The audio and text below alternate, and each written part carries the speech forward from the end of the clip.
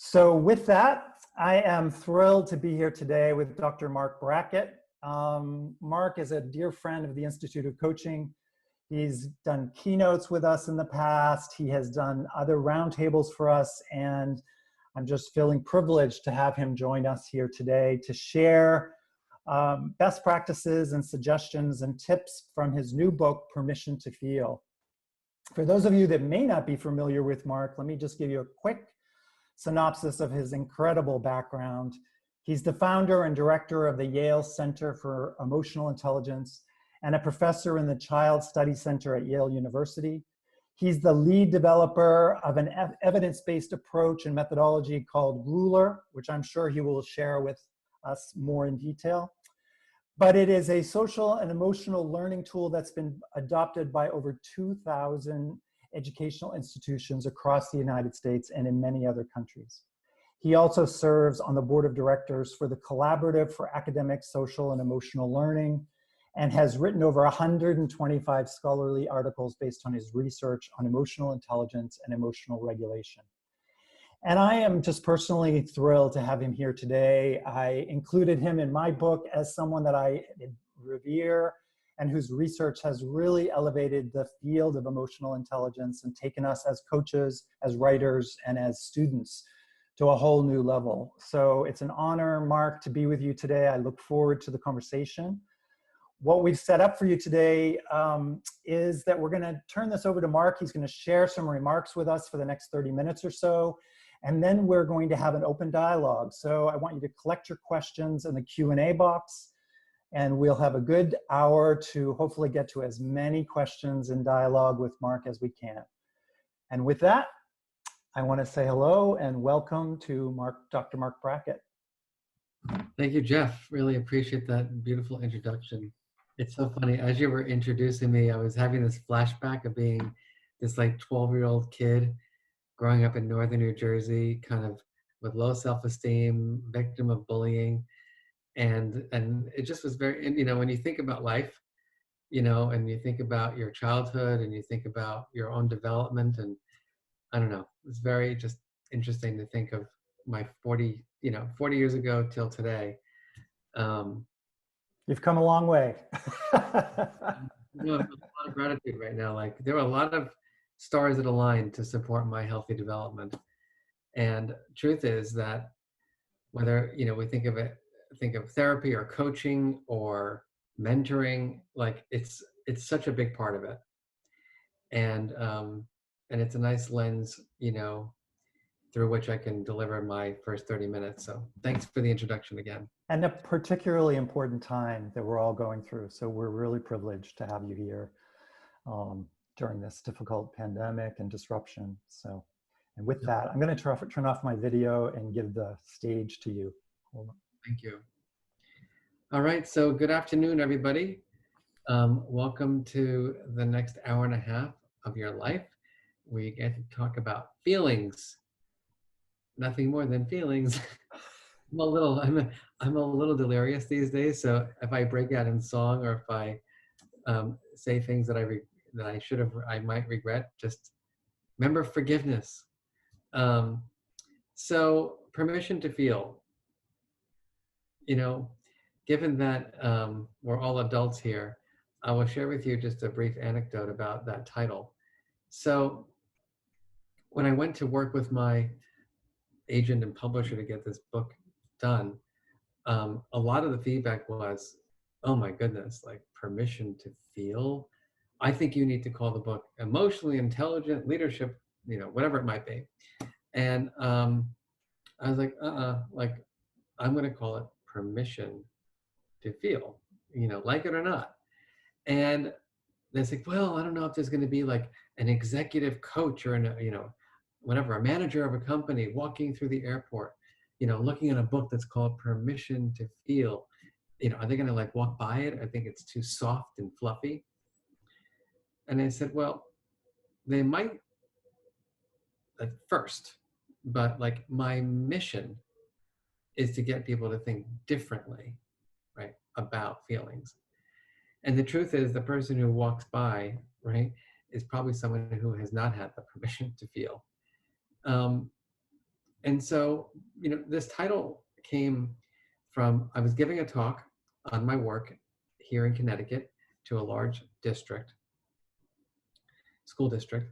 And what was interesting is I was online the first day grabbing some lunch, and I went up to one of the principals of one of the schools and I just said, hey, what do you think of the training so far? And he looked at me and he goes, well, the lunch looks like it's going to be pretty good. And I was like, oh yeah, this is going to be, he's my project. And so anyhow, at the end of the 2-day institute that I was running with my colleagues, I went up to this gentleman, big tough guy, at the end of the training, and it was 100 people in the room, 100 leaders, and I just said, what do you think? Are we going to make this happen for the 30,000 kids in this school district and the 3,000 teachers? And this man stood up and he just started crying in front of his 100 peers. And he said, all I have to say is thank you for giving me permission to feel. And so what I've learned in my career is that we just don't know we don't know what we don't know about emotion, because we haven't had an adequate emotion education. Does that resonate with everyone? I mean, how many of us really had an adequate emotion education? I don't think we have. I didn't have one. It's part of the reason why I've dedicated my entire career to developing curriculum to teach people about emotional intelligence. So with that said, we're going to jump right in to the tool that is at the heart of much of our work, and we call it the mood meter, el medidor emocional. All of you are feeling something today. On the x-axis, it says pleasantness. What's going on for you right here, right now? Like, what is your brain signaling? Is it saying, I want to approach this webinar? Or is it saying, I already feel like this is a waste of my time? What am I doing? +5, the most pleasant, -5, the least pleasant. What's your body telling you? What's your energy like right now? +5, you're like, I got so much energy, I can't keep it up. -5, you're depleted of all your resources. You're just exhausted. So first, we're going to start off with your color. What color are you in today? Yellow, high energy and pleasant. Green, low energy, but pleasant. Red or blue, unpleasant, but high and low energy. I got yellow, green, red, blue, red, green, yellow, red, yellow. So think about this for a minute. I'm your teacher right now, and I've got 1,000 students in my class, all of whom are all over the mood meter, right? I got people who are excited in green and blue and red. What do I do with all that information? It's a lot, just like when you're coaching or teaching. So what I'd like you to do right now is convert your color to a feeling word. You've got 3 seconds to write the word. 3, 2, 1, go. My goodness. You're quick. I know, I'm like, I'm gonna have an aneurysm from this webinar. Happy, lethargic, calm, drained, curious, strained, excited, expectation, depleted, wow, enthusiastic, connected, distracted. From eager to excited to drained. I mean, it's just all over, right? It's a lot. So we've got a lot of emotions in the house. All right, so 1.5 hours, by the way, Jeff, that's a long time. I don't even remember committing to a whole 1.5 hours, but I'm gonna let it go. We've got you now. And so my question to everyone is, like, 1.5 hours, that's a huge commitment, to listen to some neurotic Jewish psychologist from Connecticut talk about feeling. And so I guess my question is, what's going to be your strategy to get the most out of this 1.5 hours? When you notice yourself drifting, like if you're getting hungry, or if it's late and you're tired, or you're just distracted. What are you going to do? Jeff, you want to read off some of the strategies too? I will, yeah. A lot of breathing. Take a walk, stretch. Don't get distracted by email. Drink a cup of tea. Breath work. Drawing, interesting. Walk the dog. You know, walk the dog during my presentation.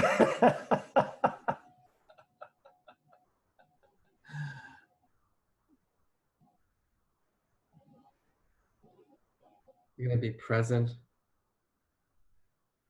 Turn off the distraction of email. That's my favorite one. Note taking.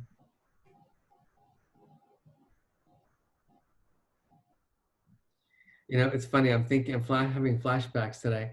I gave this talk for a bunch of high schools here in Connecticut, and these educators were not looking forward to my presentation.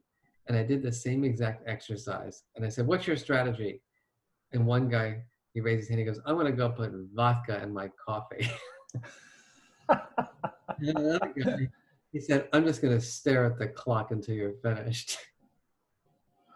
And it just was so eye-opening and depressing, honestly, thinking that like this is the state, you know, that so many of our educators are in. But my goodness.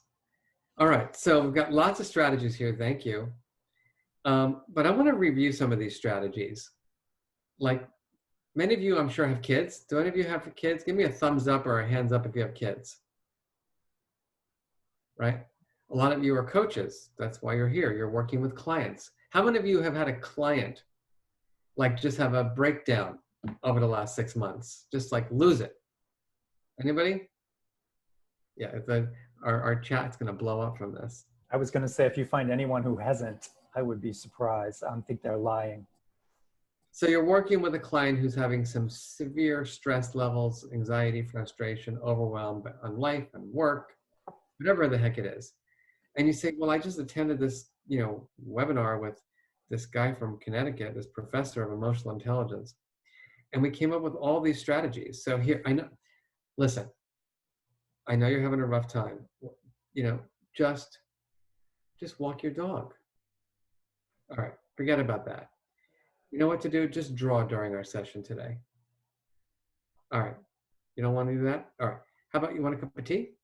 Would you like chamomile? Because I don't want to give you the caffeine stuff. All right, no? All right, here's what I want you to do. Just go take a walk. Forget about it. All right, forget about that. You know what? I got a lot to say. I think you should just take notes during our session.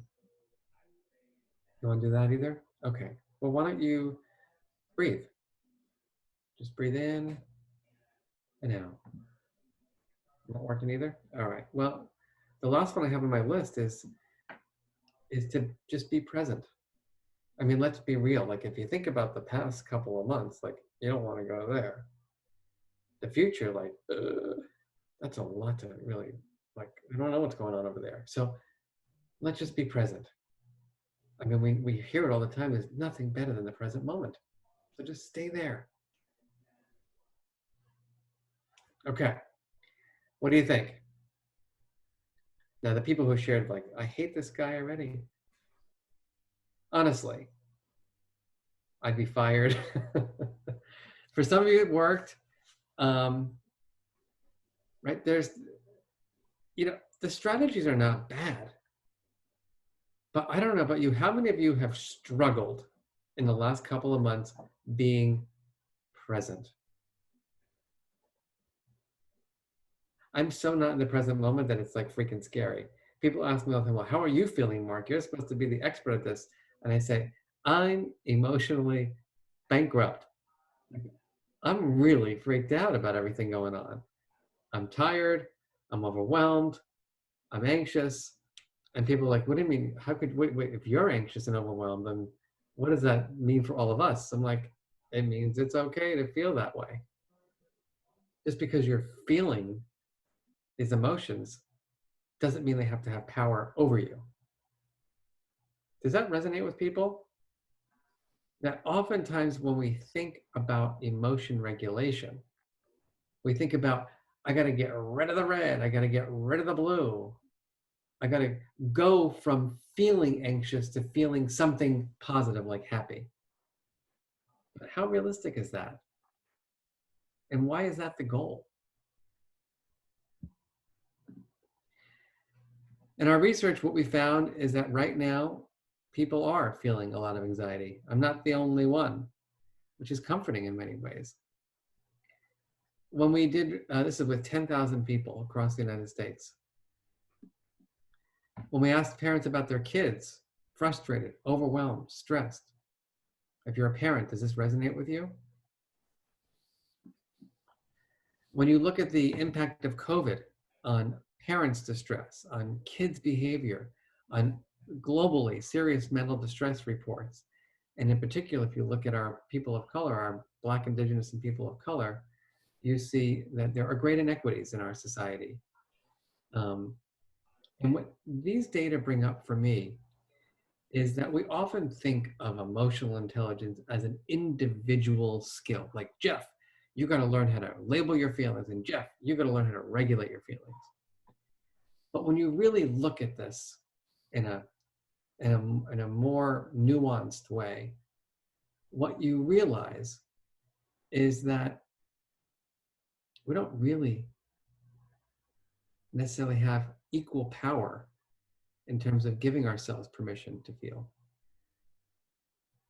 What do I mean by that? Well, a good friend of mine, Mike, who's a professor here at Yale, who is Black, and I talk about this a lot. We even write about it, which is that as a white male professor, compared to a Black male professor, we don't have equal permission to express our anger feelings. Think about it. The rules are different for different groups in our society. And what that tells us is that there are equity issues that have to be taken into consideration when we are thinking about and teaching these skills. So with all that said, it looks like we have a nation where there's a lot of people living in the red and blue on that mood meter, and not a lot of yellow and green. Although when we ask people, how do you want to feel? Everybody says, I want to feel happy. That's the number one word. I want to be happy. Again, I think it's because people don't have a lot of nuance words to describe their feelings. And I don't think, firstly, the concept of of striving to be happy is problematic, isn't it? Because it's constantly giving you the message that where you're at is not a good place to be, or a healthy place to be, or a okay place to be. So I have the privilege of being the founder and director of the Center for Emotional Intelligence. Our vision is to use the power of emotions to create a healthier and more equitable, innovative, and compassionate society. As I've argued before, and I'll argue today, I think the very first step in this process is to give ourselves and everyone we love, and even the people we don't love so much, the permission to feel. So I'd love to just hear from all of you. When you think about the term permission to feel, what is that? What comes up for you? What does it make you think about? Honoring emotions, acceptance, vulnerability, being authentic. Wow, great words here. Freedom, mindfulness, it's okay, empathy, permission, no judgment.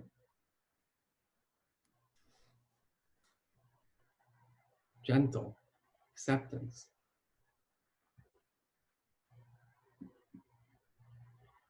It's funny.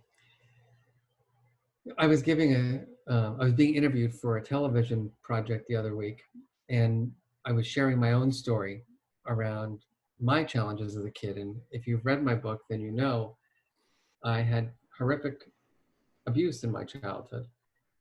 And it went on for many, many, many years. And I didn't have the permission to feel.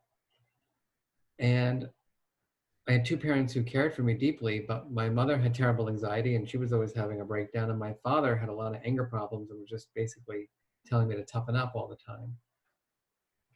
And so I was trapped with my feelings. And I was sharing this with a reporter, and I saw him getting uncomfortable with me sharing my story. I could see he was not prepared to deal with my story, even though I was I was collected, I was fine sharing it, but he was really having difficulty with it. And then he went like, "Can we just talk about the research? You mind? I really want to hear about the science, Mark." And it just brought up again for me, you know, that we're not comfortable being with discomfort, being with vulnerability, being with unpleasant feelings. And so, of course, I've got the research because that's what I do. I'm a professor, I'm a scientist. And we know from decades of research that how we feel drives everything. So when you're working with a client as a coach, you know that your messages, your support for them is being driven by their emotional state. If they're in fight or flight or freeze mode, they're not processing the session. That their choices and your choices are rooted in emotion. That your facial expressions, your body language, your vocal tones are contagious, both the unpleasant and the pleasant emotions.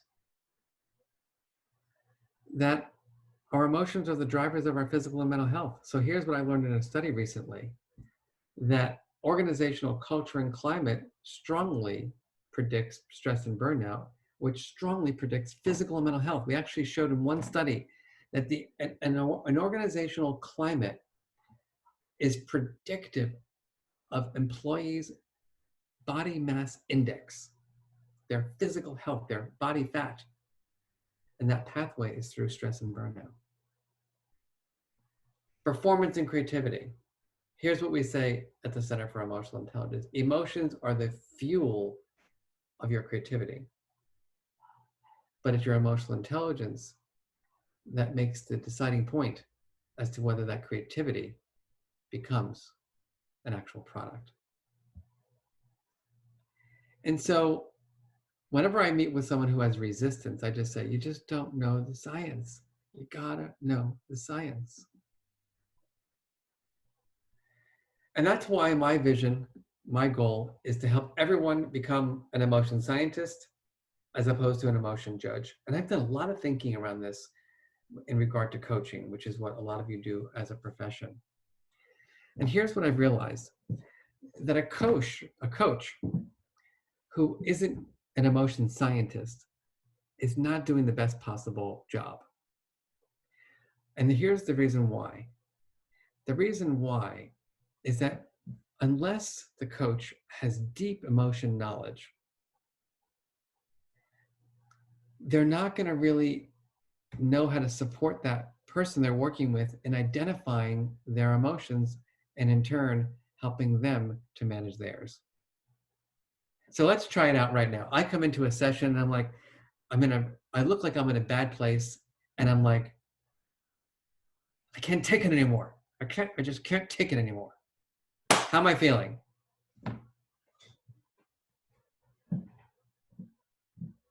Frustrated, overwhelmed, angry, aggravated, overwhelmed, frustrated, overwhelmed, angry, defeated. All right, freeze. So what did all of you just become in that moment? Thank you. You became the emotion judge. And here's the reason why.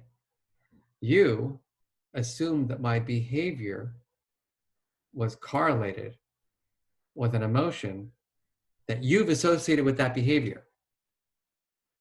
And I'm here to tell you, you have no clue, based on behavior, how I'm feeling. So lesson number 1, or number 2 or 3, or wherever we're at, behavior does not equal emotion. The emotion scientist says, I'm curious, like, what's going on?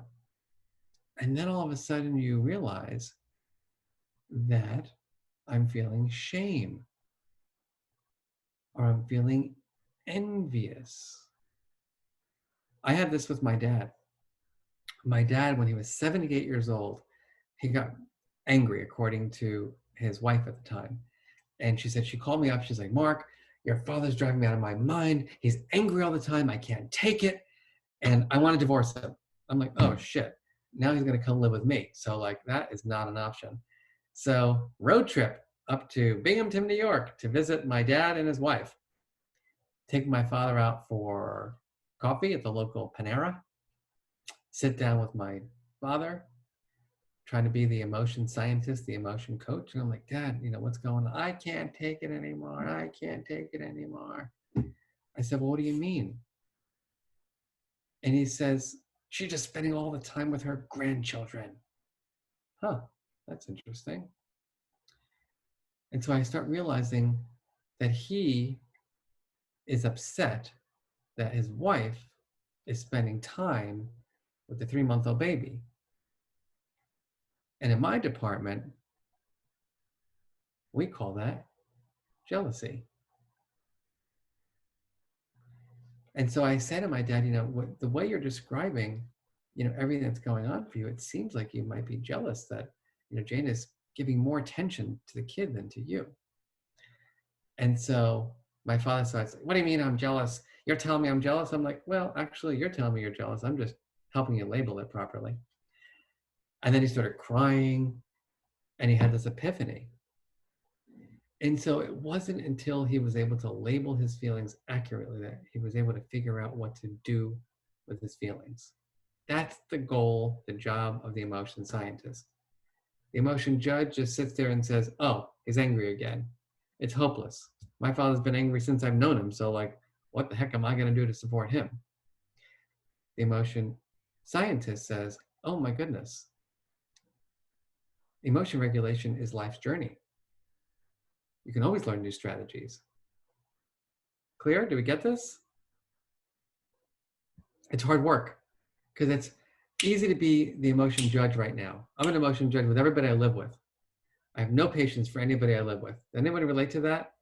I'm an emotion scientist with everybody on the street and people I work with and people who call me up, and I'm an emotion judge when I'm the most stressed out. This is a complicated aspect of who we are as humans. And that leads us to the skills of emotional intelligence, being able to recognize our emotions, understand them, label them, express them, and regulate them. And obviously in my book, I dedicate a full chapter to each of these skills. And I kind of explain them through that emotion scientist judge perspective. Being self-aware and other-aware, knowing the differences. Recently, I gave a talk to 100 leaders. And I said, then what's the difference? What's the psychological difference between anxiety, fear, stressed, and overwhelmed? What do you think the top answer was?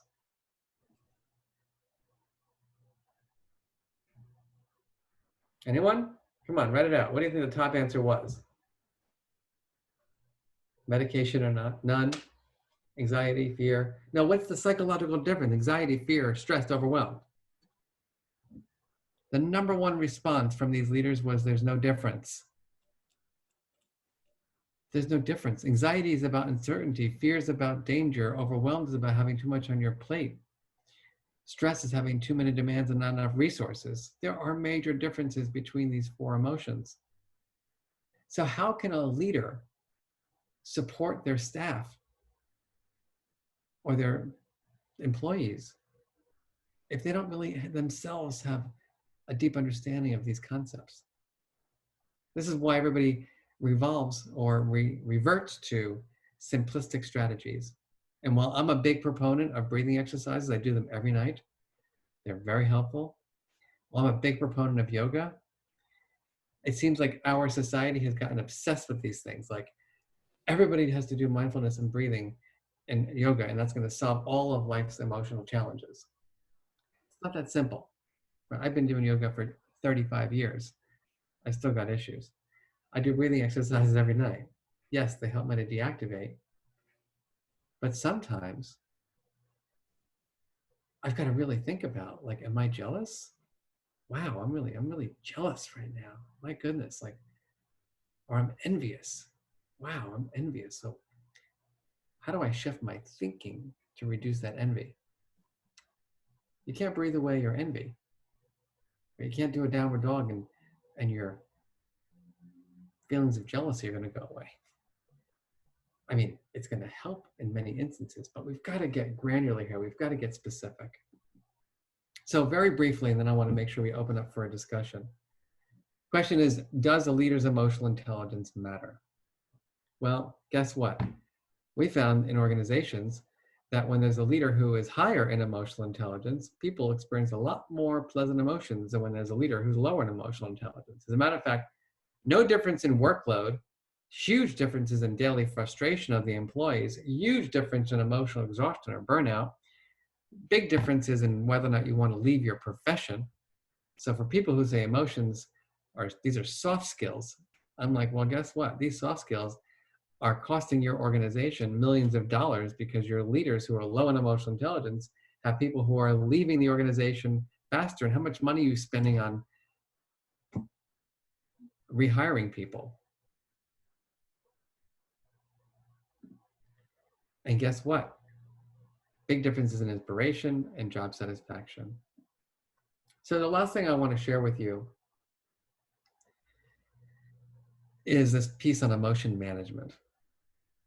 And I've come to really understand this literature very well, both for my own survival, but also because I've done like 150,000 presentations on it, and I've really done the research to think through the areas of emotion management.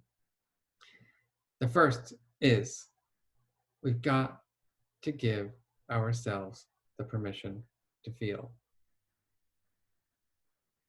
The second, we've got to learn how to manage our physiology.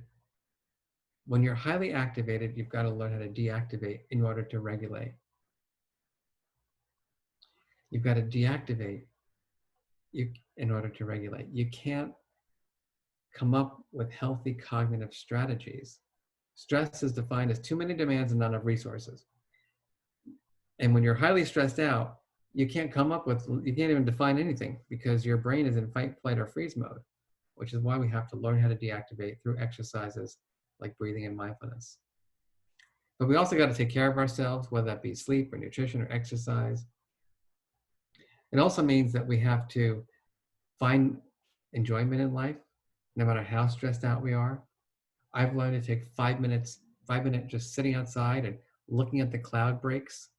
I mean, it's amazing how 5 minutes of no phone, no technology, no speaking, just staring at the ground can give you some space and freedom. One thing that I think we have to all think about is empathy. And I'll share with you something very interesting about empathy. We're so used to thinking about empathy as like assuaging someone's unpleasant experiences. So recently, very sadly, I had an aunt die of COVID, 81-year-old woman. When I tell you this woman was a strong lady, she was in very good health. And she passed in 8 days after catching COVID. I think I got more emails and more condolences than I have for anything in my life. I mean, people were just really beautiful in terms of sharing, their empathy. I share that with you because it was important and meaningful, and I'm grateful that I have so many people that care. But 2 weeks later, I was on CBS This Morning with Gail King celebrating my book and my research and the program that we've all developed in schools. And I think 5 people were like, congratulations. And it made me really think about, why is it that we don't compliment people very much or show our appreciation? And what the research shows is that we actually feel more connected to the people that give us those tiny compliments than the people who show us empathy for losses in our life. And so I just want to leave you, as I wrap up my time speaking, with not toxic positive stress, not toxic positivity. That's not what I'm talking about. I'm talking about just finding the things that are going well for people and just spending a moment letting people know you witnessed it and saw it and that they feel seen. Of course, we've got to work on managing our thoughts, move away from being self-saboteurs, right, to self-compassionate. And we got to find ways to make our routines work for us. So on that note, I'm going to wrap up my time with you saying, A, please give yourself and everyone that you care about, and don't even care about that much, the permission to feel. The second is strive to be that emotion scientist and not the emotion judge. The third is that there's no bad emotion. Emotion regulation is not about controlling or suppressing emotions. It's about learning how to use your emotions wisely to achieve your goals in life. Appreciate that this is really hard work, and don't be so hard on yourself. It's life's work. I'm still working on it. And maybe, just maybe, you can be the role model, right? If you fail, be open to apologizing, forgiving, and repairing, and even getting the help that you need. And on that note, I just want to say two last things. One is you can learn more about our center and my work and my book at my website, which is marcbrackett.com. If you're interested in the work we do in the workplace, you can go to ojlifelab.com. And I will end with one of my favorite quotes that I think will resonate with you around emotion regulation, which is, between stimulus and response, there is space. Space is our power to choose our response, and in our response lies our growth and our freedom. So thank you for listening. And Jeff, I'm excited for you to come back, and let's begin the conversation. Great. Thank you so much, Mark. And I'm I'm a little overwhelmed. So that's the first emotion I'm going to express, the permission to feel. As I'm reading through the questions, I'm like, okay, now I feel a little overwhelmed. Like, how do I choose? Where do I start? But first, I want to start by saying thank you. If you want, you could turn off the screen so we can see more of you. Sure. And we'll give out information if folks are interested in contact information. A number of folks are asking about the slides and the recording, and the answer is yes and yes. They will be on the Institute of Coaching website within a couple of days for everyone, and most likely they'll be in the public part of our site. So even if you're not a member, you should be able to get access. So one thing I wanted to share is, in response to COVID, our center developed a course that we made available for free to everyone in Connecticut. We had 27,000 people sign up for it in the first day. Wow. And I've gotten now approval to make that course available for free for anyone across the world. And it's a 10-hour course to really help people understand the psychology of stress and trauma and emotional intelligence. And so if you just go to my website and sign up for like the newsletter, in about 3 weeks, I'll be sending out the free link to that course. That is so awesome. Yeah, and incredibly good timing. So thank you for offering that to the world at this time. I'd love to dive into some of these questions, and I think they tend, Mark, to kind of come in a few buckets. So to try to combine things so I can try to get to as many as possible. But one of the themes that comes up in quite a few of the questions is about permission to feel negative emotions. And I think that's probably not an unlikely place to start. Especially with coaching and, having your theme of self-acceptance, acknowledgement, understanding. With my hair. Yeah, you look great. What are some of the things you would share for coaches who do encounter a client? It could even be a spouse, but let's go with client who does enter into a session with behavior that's screaming negative emotions. Thoughts, tips, where do you start to play investigator as opposed to judge and maybe support that person to shift those feelings? So I think, the first thing, Jeff, is that we, the receiver of that, we need to be aware of what that's kind of doing for us. Like, how is that activating me? Like, for example, because I'm a victim of bullying, I was a victim of bullying, severe bullying and abuse, I'm very easily activated, by people who are bigger than I am, people who have bigger personalities than I have. And I really, like, I notice that when I'm in a place of tension with someone, where my brain goes, right? I either regress to being a teenager again, or I go into fight flight mode or fear mode. And so I think the first step, right, is helping ourselves to deactivate. And so just taking that breath and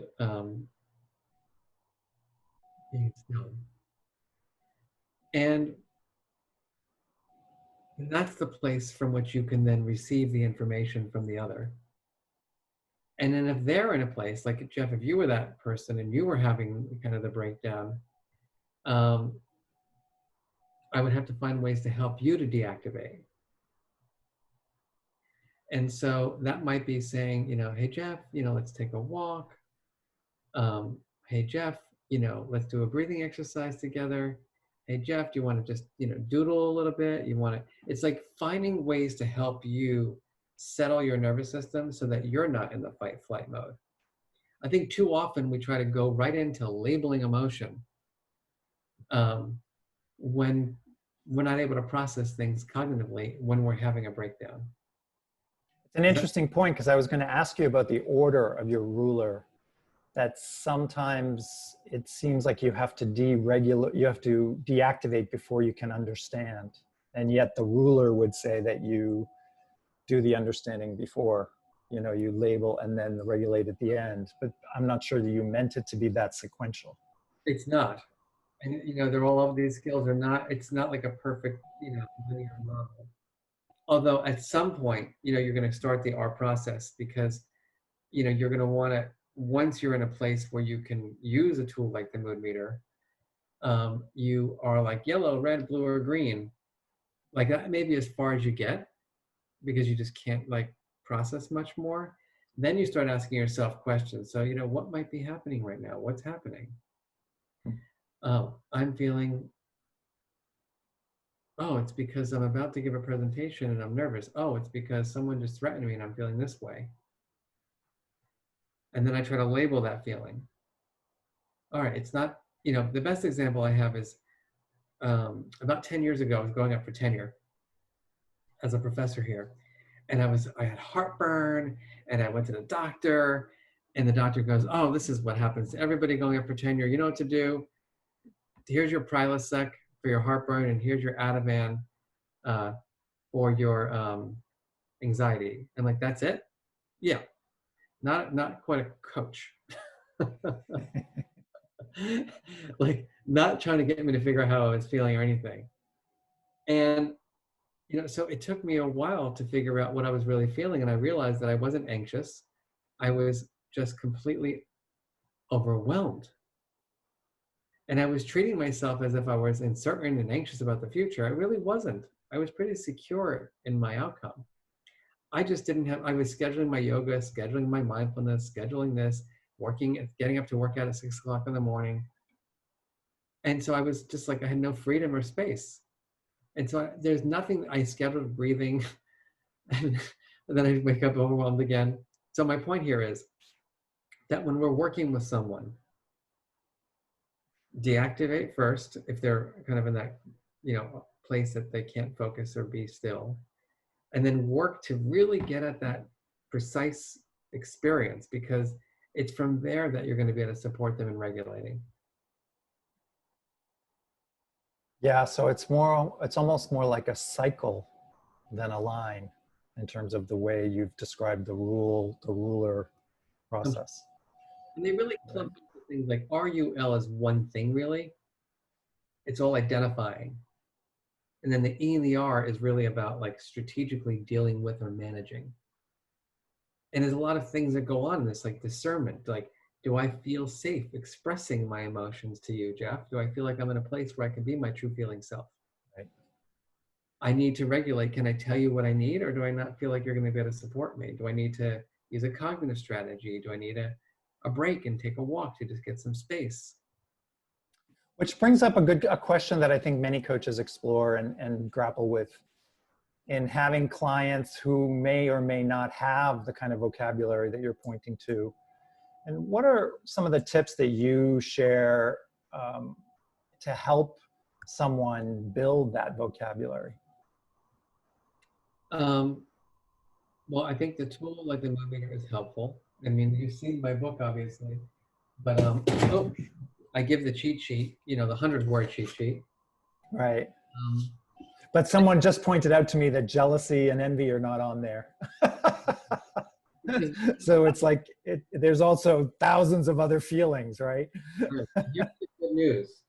I have an app called the Mood Meter app that you can download where there are these words. However, I'm blessed. I can't announce the specific relationship yet, but because the Mood Meter app will be re-released in about 4 months with dozens more words and dozens more strategies.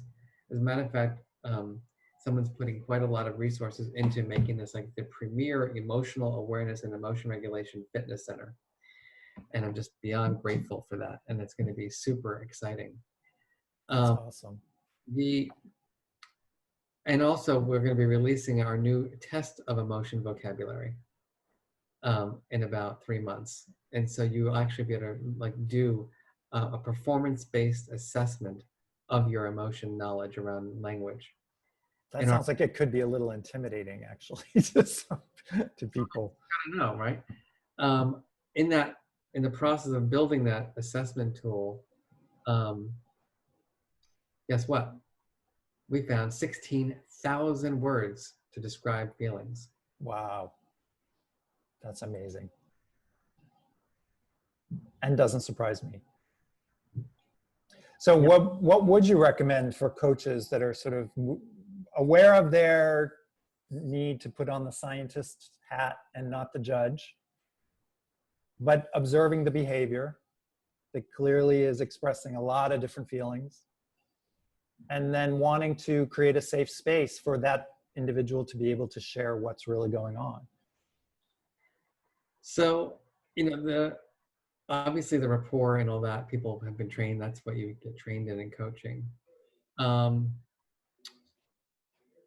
Here's what is like, I think at the core of learning to understand how someone is feeling.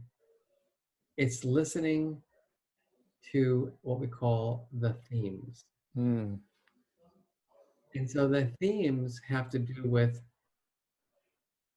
uncertainty, danger, injustice, unmet expectations, achieving a goal, feeling complete and settled.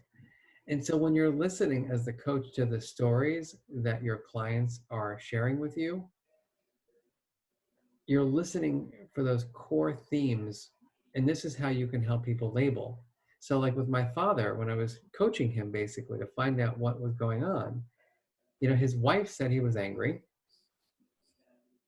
And then I was like, well, I want to find out how he's really feeling. Maybe it is anger. Maybe everything's an injustice and he can't, but in the end, when I asked him to share what were the reasons for his anger, the theme that came up was that he was feeling threatened. He was fearing the loss of time with his love object, which was his wife. And so that's why, I feel so strongly that coaches build their emotion language understanding, because otherwise I would have just been telling my father to deal with his anger. But instead the epiphany was that it was jealousy. And it's a different way of thinking when you're trying to manage jealousy than it is when you're managing anger.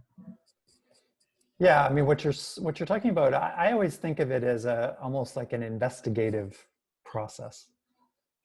Like, you're calling it an emotion scientist, but which is absolutely, appropriate. But I also think of myself as a coach sometimes as an emotion detective. Like, same thing, same idea. Yeah, how many layers underneath can we get? One question that's coming up that I find counterintuitive, which makes it always interesting, is the opposite of trying to help folks explore and get in touch with their feelings so that they'll feel that sense of permission to feel. In that the question is about when someone is stuck in their feelings and not able to act, not able to move. So What are your thoughts on that?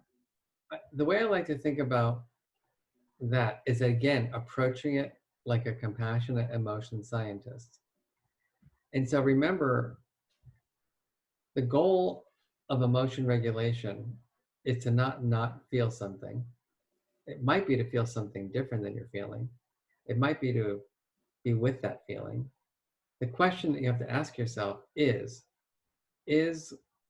this feeling helping me to have well-being, to be in good relationship, to achieve goals? And so short-term stress is actually helpful. I like feeling short-term stress. It like motivates me. I like that tension, that challenge, right? It's like in a sparring match. I'm a martial artist. So in that sparring match, I like that tension because it keeps you focused. It keeps you on your toes. It keeps you like, you're really like in it. You're not going to be like, whatever, like contentment is not a great place to be in a fight.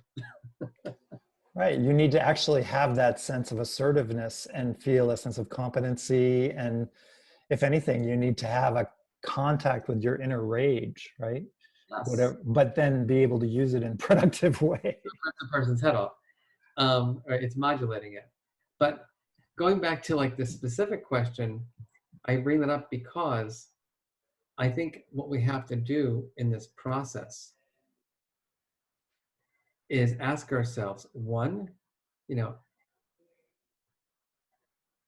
how intense is this feeling, and for how long am I feeling it? And I think that's the determinant of like the help that you might need. I've had momentary depression, or feelings of depression over the last couple. I've had hopelessness feelings. I've had anger feelings. I've had anxiety feelings. I'm lucky that my anxiety doesn't get to the point where I'm having panic attacks. It's kind of like moderate levels of anxiety. It's not consistent, and I'm grateful for that. And so it's not a signal that something is wrong. It's not a signal, right, that I need to get like serious psychological treatment. If it were, I would definitely go get treatment.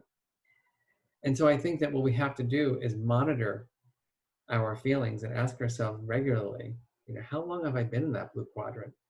How long have I been in that red quadrant? If it's been weeks and it's been intense, then that's not going to be helpful for your physical health and your mental health. And you got to get the support you need. Yeah, I think that that's a really good point, is that there's a longitude and a latitude aspect of being stuck in a particular feeling. And I think one of the things that you studied and have researched, especially with children, is that emotions are fleeting in most people and most of the time.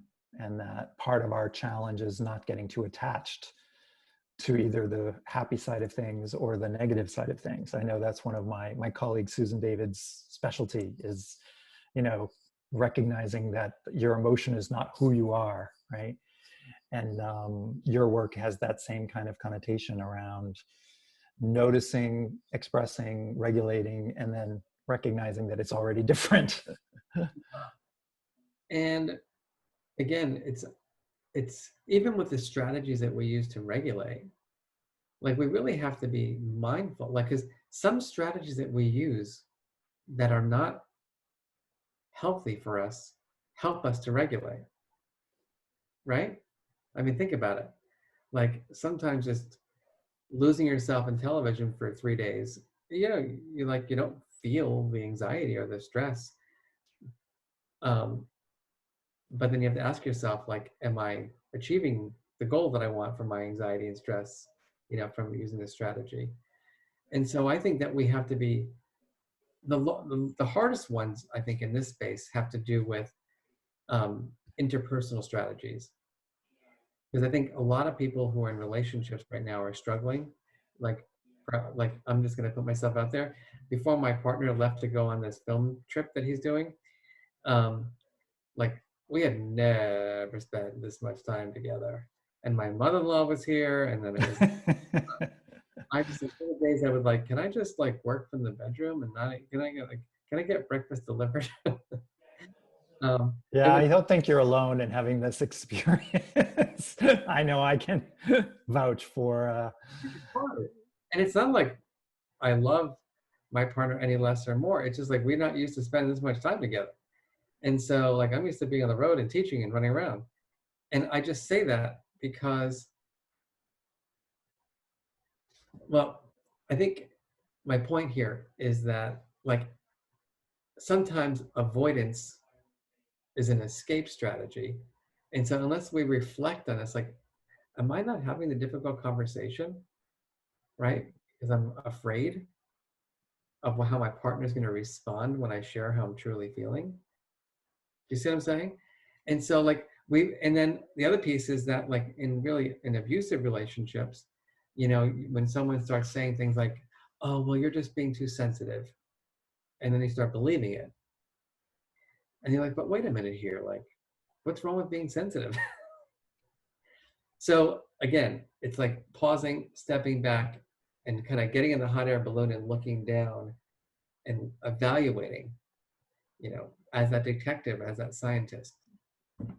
Yeah, I think you're pointing to something really powerful, which is developing the skill as an individual or as a coach of meta awareness of your feelings, you know, and meta awareness or sensitivity to the feelings of others, because there are lots of people that have, through their childhood experiences or their work, toxic environments, they've maybe lost touch of what they really even feel.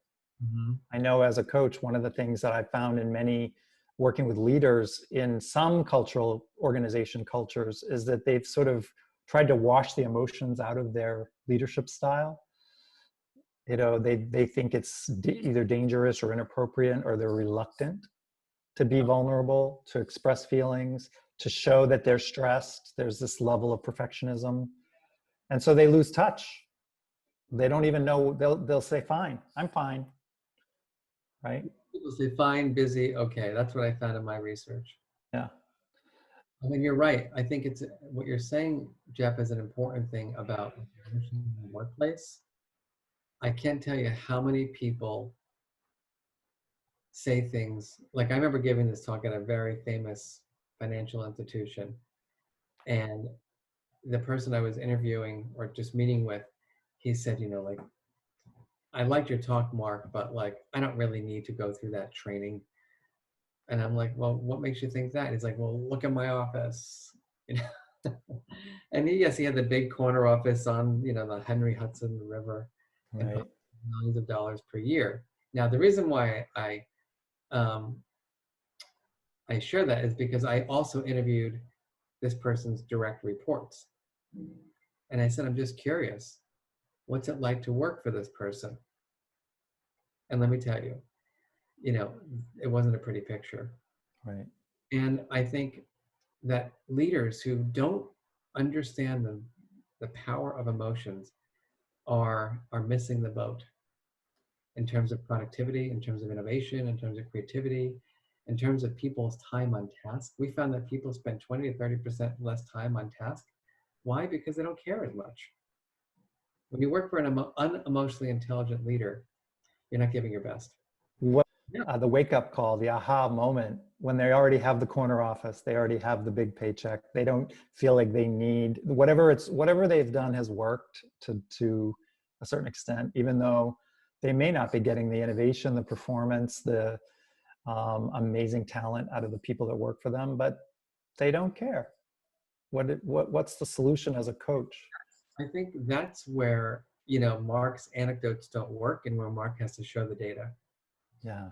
And that's where I'm a scientist and I'm like, here is what the data show in organizations. And so it behooves you, right, to think about modeling these skills. It behooves you to at least hire people, right, who have these skills, because the people who report to them are going to feel, are going to experience more productive emotions, which leads to better outcomes.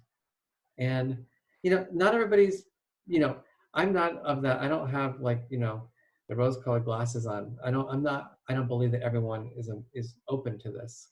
You know, I think some people it's like, oh, like they're just too far gone. And sadly, thankfully, it's very few people.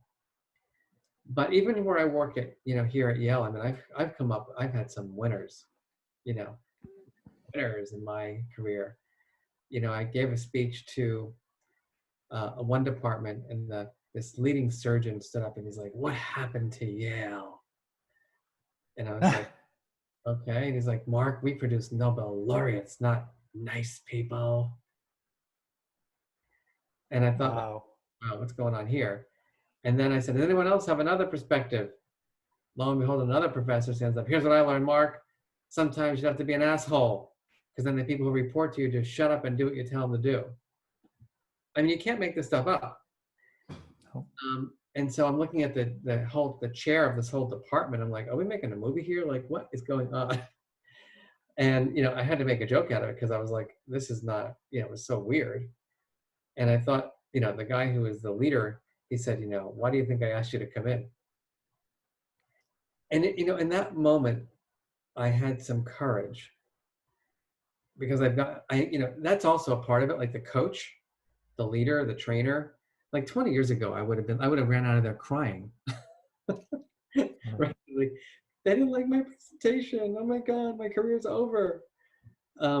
Instead, I said, consider this. Maybe we'd have a lot more Nobel laureates if people learned how to manage their emotions more effectively.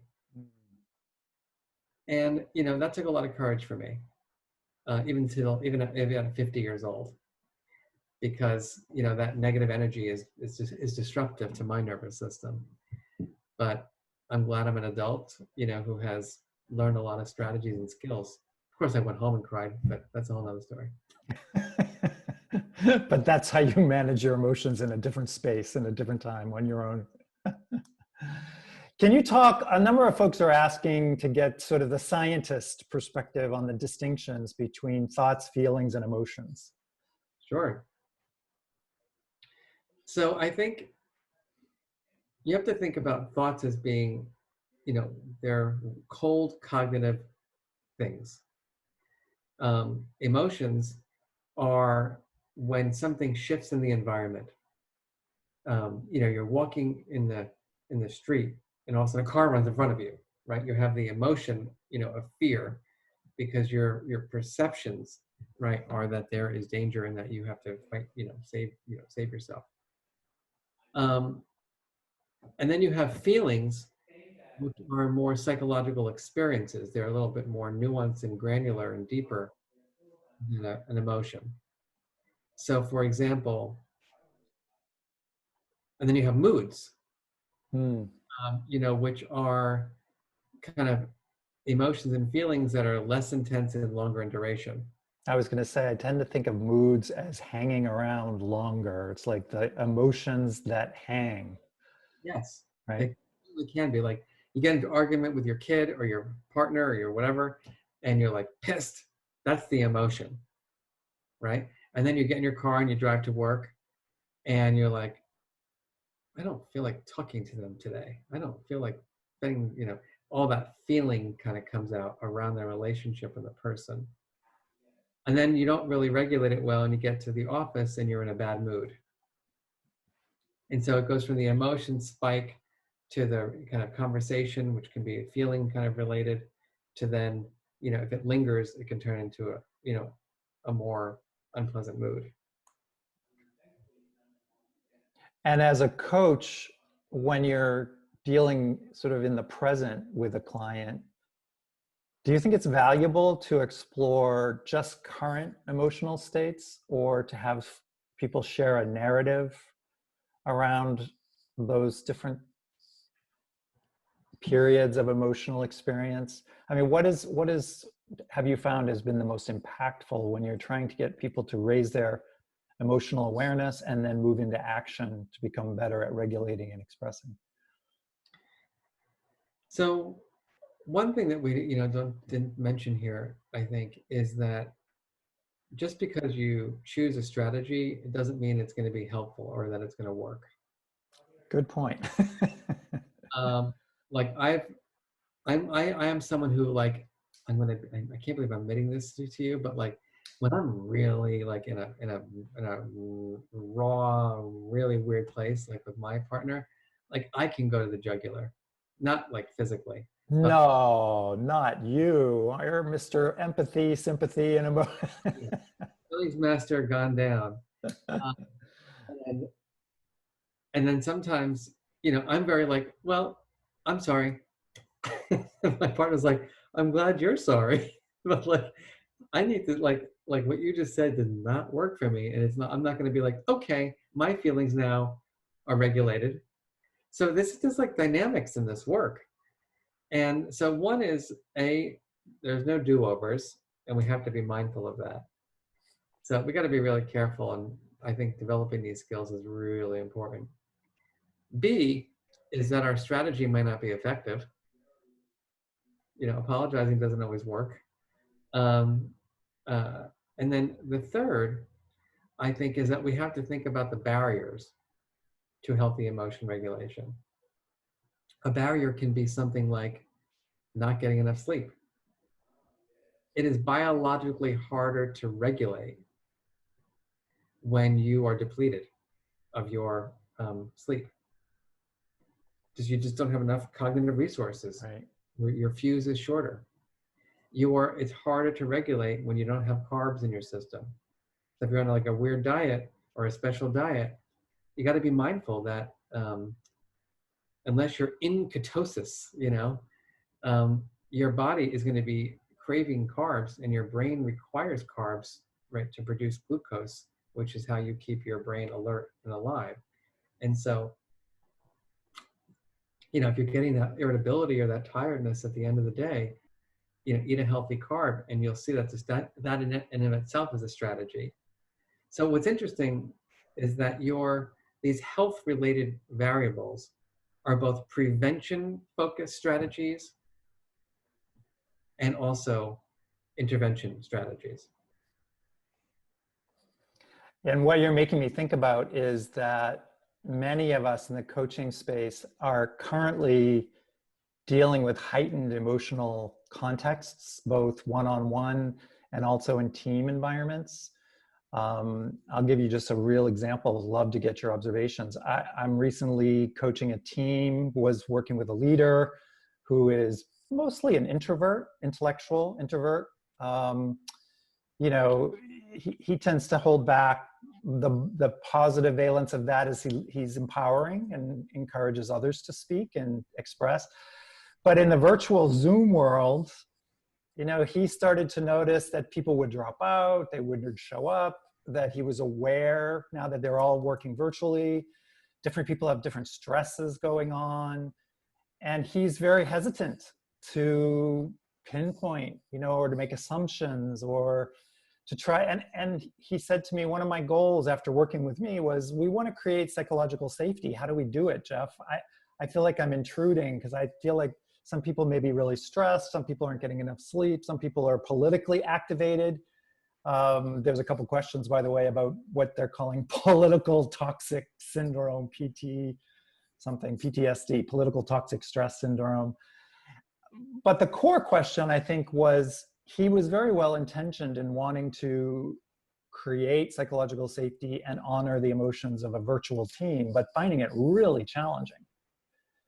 And I didn't have a panacea. So other than being curious, creating permission for people, using your work, being aware of his own triggers, like he and I talked about what is triggering for him so that he could regulate if one of his own people is triggering or one of the topics is triggering, or if there's something sensitive for him, to be aware of it, because that comes across in video, for example, So other suggestions that you might have, because this is an area even where I'm also growing in coaching my clients.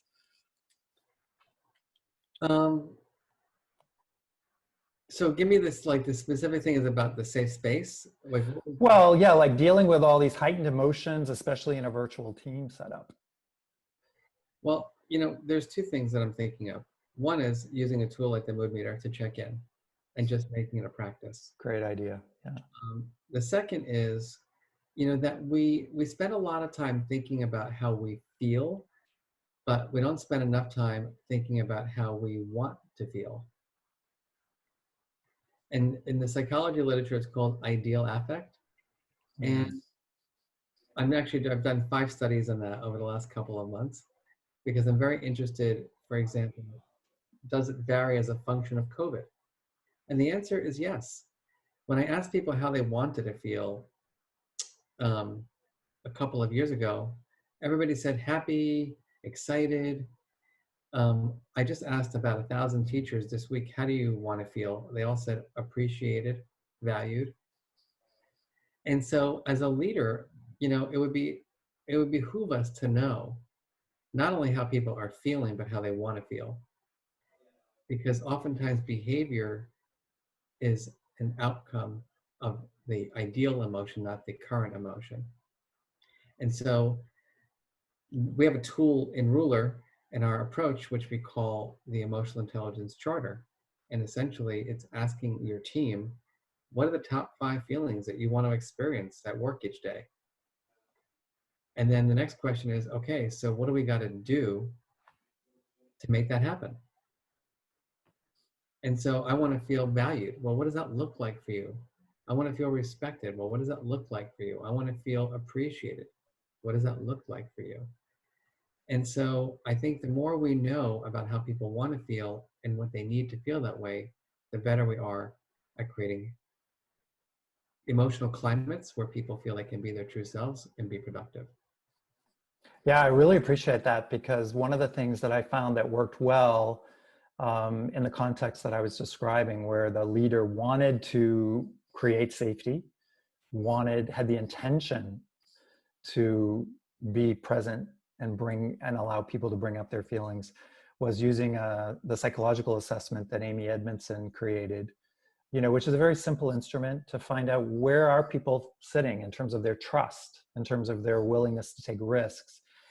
And I think what you're pointing to is, if you start with something like that, that sort of simply gets a conversation going about how do we feel together, how comfortable, but then maybe take it another level, like a deeper dive to what would Yes. an appreciative inquiry look like? What would feeling recognized look like? What would make you feel joy being part of this team, right?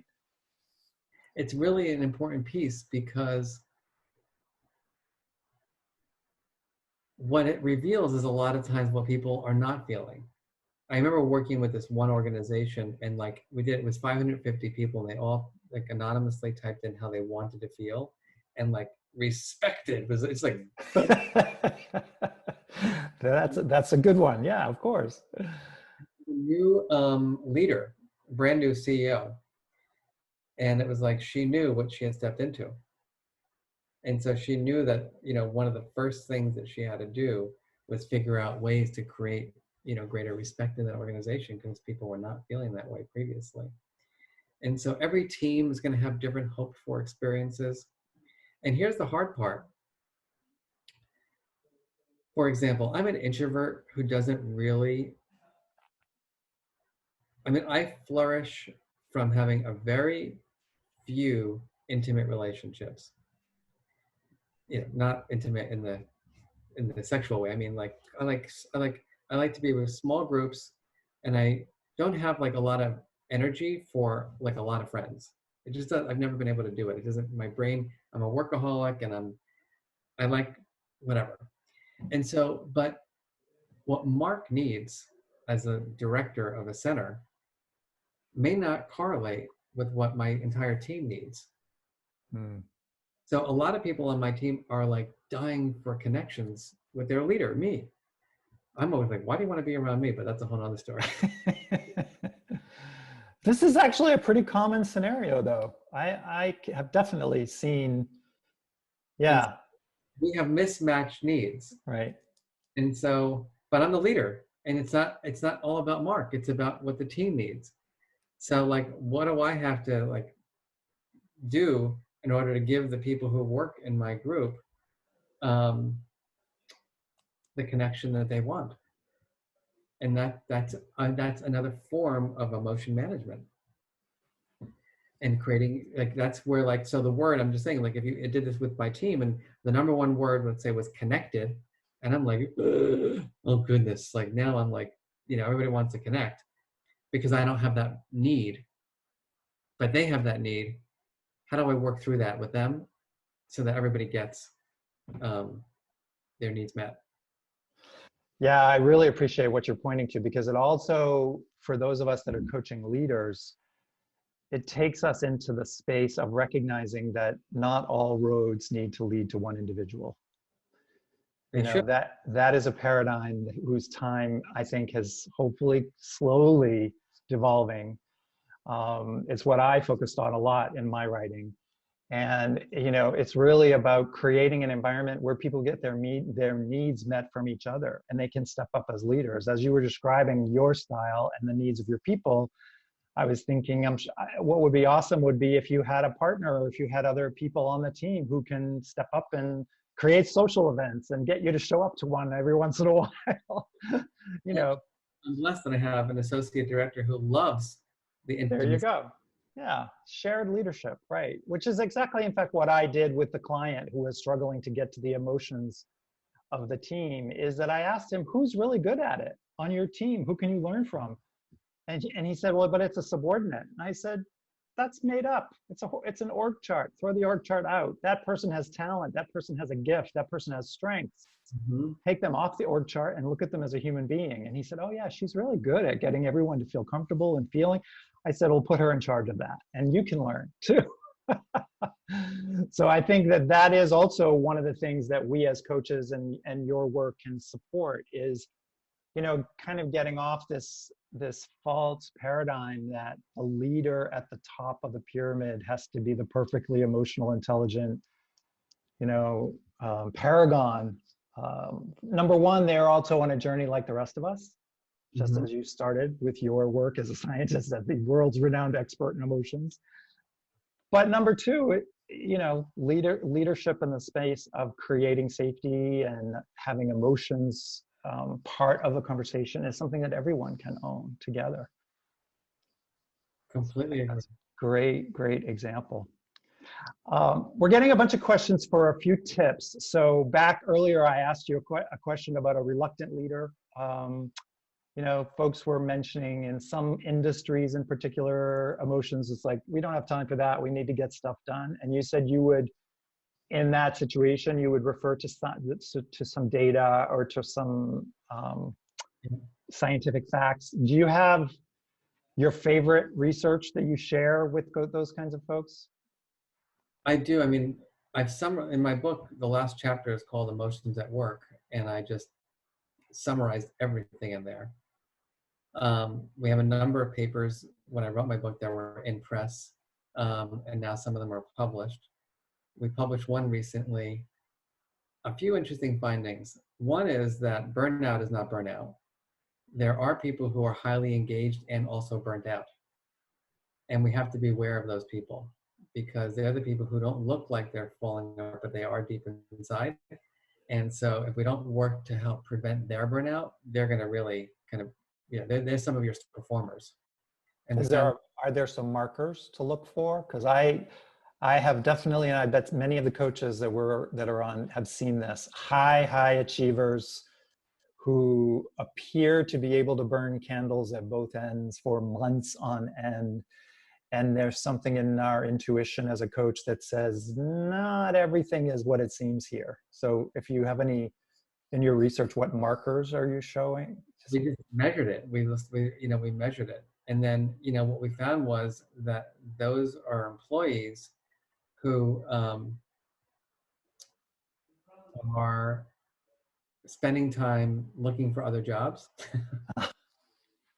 Right, their time on task is not as high as you might think it is, even though they appear to be highly engaged.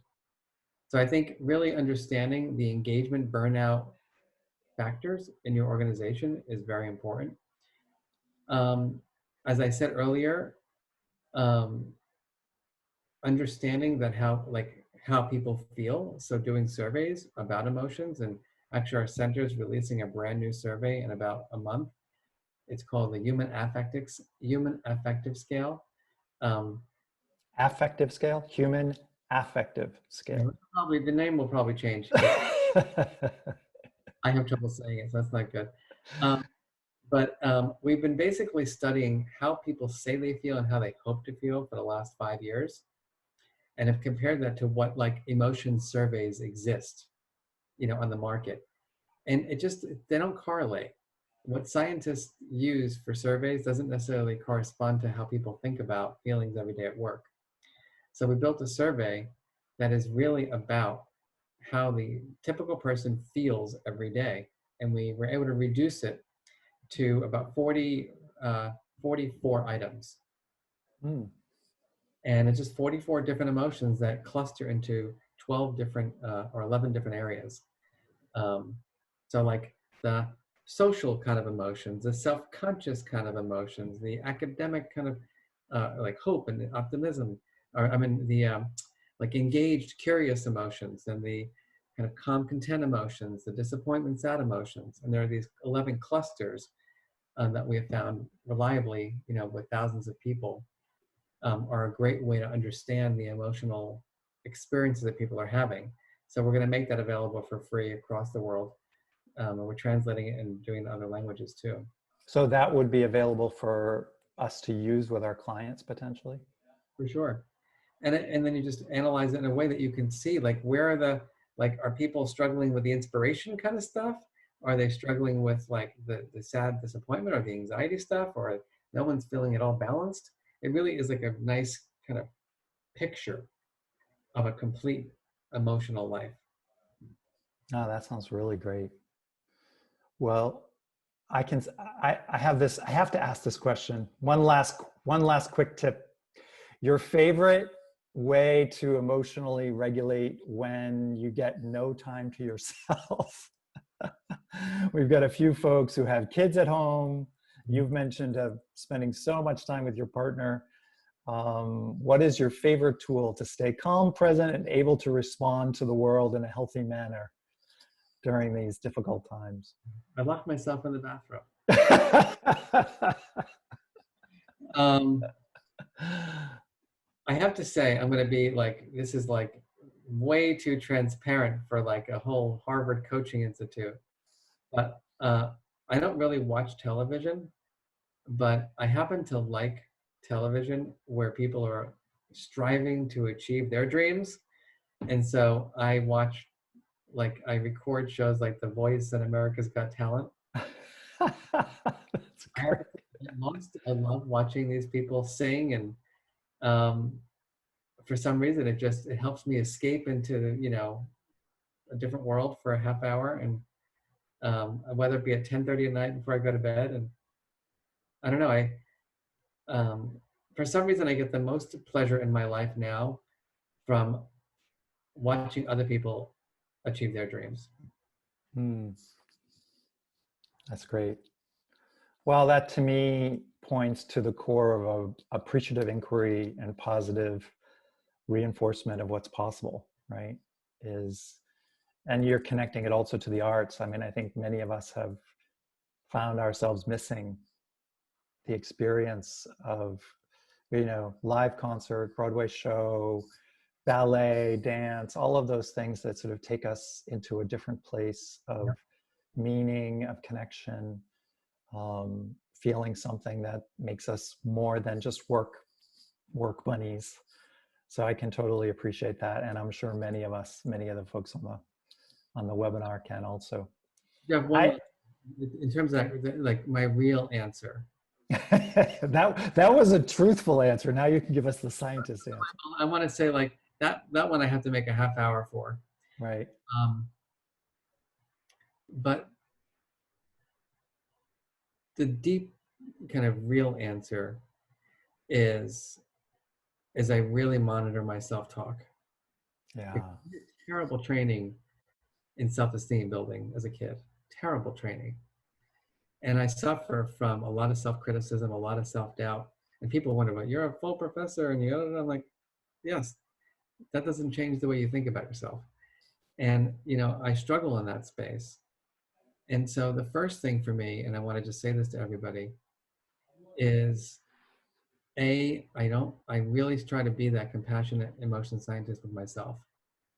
Yeah. And like, Mark, give yourself the permission to feel it. It's okay. There's nothing wrong with this feeling.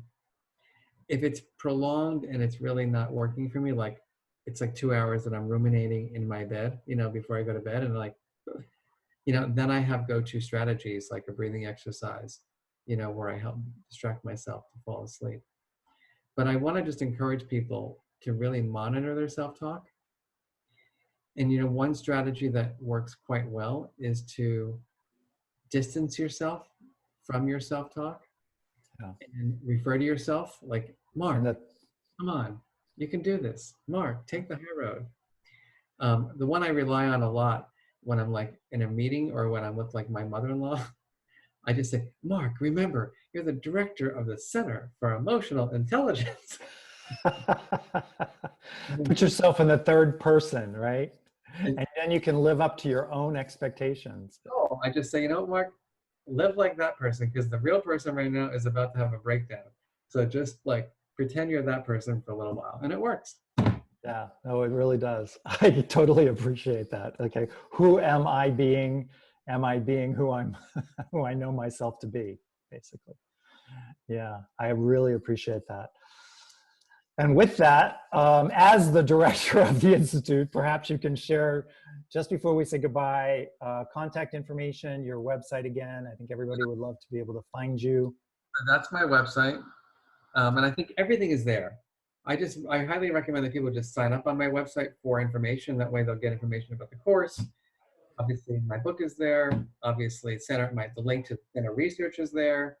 The link to our business solution is there. It's all just one-stop thinking. And I am thinking, though, I have an idea that maybe we can do a little partnership, Jeff, on a little study. I love that. Yeah. So maybe, just maybe, the participants would be willing to do a little survey with us. And if you have all their email addresses. We do. Yes, over 2,000 of them. Yeah.